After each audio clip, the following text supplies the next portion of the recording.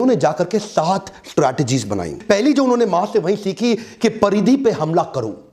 परिधि मतलब बाहर का सर्कमफ्रेंस, जो बाहरी घेरा होता है। तो धनानंद के बाहरी घेरे में जिन जिन राज्यों पे उसकी कमजोर पकड़ थी, जहां जहां उसकी वहीं से इन्होंने हमले करने शुरू किए, छोटे छोटे हमले करने शुरू किए, जिसके लिए इन्होंने दूसरी स्ट्रैटेजी अपनाई, विष कन्याओं की टीम तैयार करी।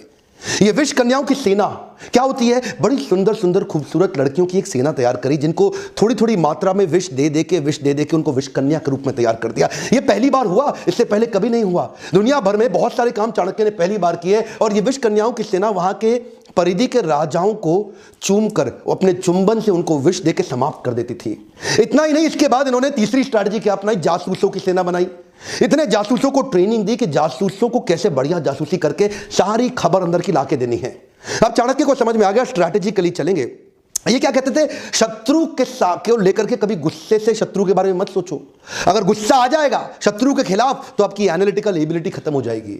तो चाणक्य जो आंकलन करते थे ना, एनालिसिस, वो ऐसा इतना जासूसों से इतनी इंफॉर्मेशन लाते थे, और कभी कभी जासूसों की भी जासूसी करा देते थे। चाणक्य इतने एक्सपर्ट थे कि पैरेलली चौथी स्ट्रैटेजी बना रहे थे, building a high performance team.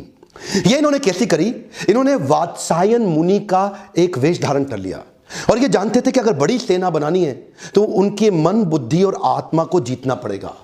एक पॉपुलर अपने आप को वात्सायन मुनि के भेष में जाकर के लोगों को जगह जगह कथा प्रवचन करते थे, और उनको धीरे धीरे इंस्पायर करते थे कि तुम चंद्रगुप्त की सेना को ज्वाइन कर लो। ये जानते थे कि प्रेम से बात करूंगा और आध्यात्मिक बात करूंगा, लोग प्रभावित हो जाएंगे, प्रभु भावित हो जाएंगे, और मेरी स्टोरी और मेरी कहानी पे विश्वास करेंगे, और चंद्रगुप्त की सेना को ज्वाइन करते चले जाएंगे। उनकी आत्मा, मन, बुद्धि को जीतने के बाद अपनी वाणी की शक्ति से उनको प्रभावित करके एक एक करके धीरे धीरे 8 लाख लोगों की सेना तैयार कर दी। यह सेना ऑलरेडी 4 गुना बड़ी हो चुकी थी अब धनानंद से। इनके पास हाथी घोड़ों की बड़ी सेना और घुड़सवार रथों की बड़ी सेना, पैदल सिपाहियों की सेना, इतनी बड़ी सेना धीरे धीरे ये देखिए, इस सारी स्ट्रैटेजीज पैरेलल करते चले गए। हमारे देश में आज आरक्षण का बड़ा चक्कर चल रहा है ना, वहां पे आरक्षण के चक्कर के सख्त खिलाफ थे। ये कहते थे केवल योग्य व्यक्ति को आगे बढ़ाऊंगा, your country is only as powerful as your lieutenants.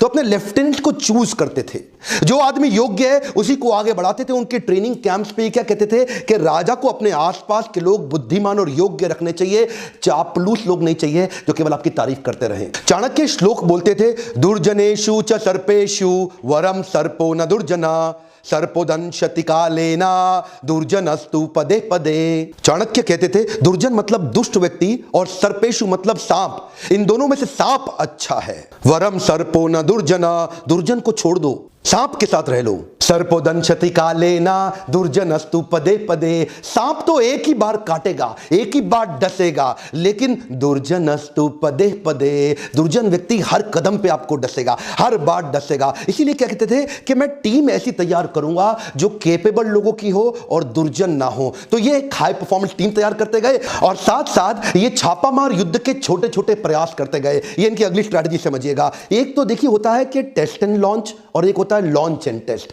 Test and launch क्या होता है? पहले छोटे छोटे टेस्ट करो, पायलट एक्सपेरिमेंटेशन करो, छोटा टेस्ट करो, और उसके बाद उसको वैलिडेट करो। और दूसरा क्या है? पहले लॉन्च कर दो और बाद में देखना टेस्ट करके रिजल्ट आया कि नहीं आया। जो पिछली गलती करी थी 5000 घोड़े सैनिक के साथ, वो क्या था? पहले लॉन्च कर दिया, बाद में टेस्ट से पता चला कि ये फेल हो गए। अब क्या करते थे? अब कहते थे अभ्यास करेंगे।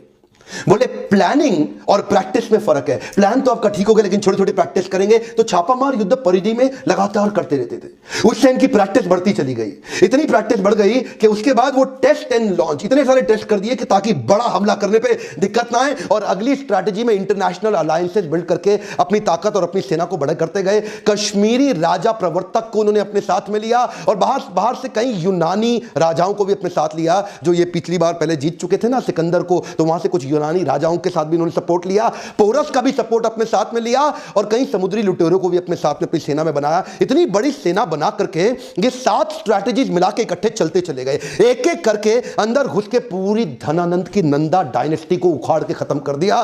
धनानंद कभी सपने में नहीं सोच पाया, वो तो शराब के नशे में रहता था, प्रजा के टैक्स को अपने मजे के लिए खर्च कर देता था। लेकिन चाणक्य जानता था अखंड भारत का सपना मुझे ऐसे ही पूरा करना होगा। ये 7 पैरेलल स्ट्रैटेजीज पे आप वीडियो को वापस घुमा घुमा के ध्यानपूर्वक देखिए। ये तो थी चाणक्य की 7 पैरेलल स्ट्रैटेजी धनानंद को जीतने के लिए। इसके बाद अखंड भारत को उन्होंने बढ़ाया कैसे?